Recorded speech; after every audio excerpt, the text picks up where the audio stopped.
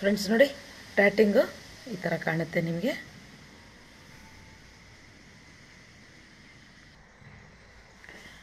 ನೋಡಿ, ಯಾರಿಗೆ ಕಲಿಬೇಕು ಅನ್ನೋ ಆಸಕ್ತಿ ಇತ್ತು, ಆಸೆ ಇದೆ ಅಂದರೆ ನೀವು ಕ್ಲಾಸಿಗೆ ಜಾಯಿನ್ ಆಗ್ಬೋದು. ಮೇಲೆ ನನ್ನ ಸ್ಕ್ರೀನ್ ಮೇಲೆ ನನ್ನ ಕಾಂಟ್ಯಾಕ್ಟ್ ನಂಬರ್ ಕೊಟ್ಟಿರ್ತೀನಿ. ಸೊ ನೀವು ಅದು ಕಾಂಟ್ಯಾಕ್ಟ್ ಮಾಡಿಬಿಟ್ಟು ಡೀಟೇಲ್ಸ್ ತೊಗೋಬೋದು.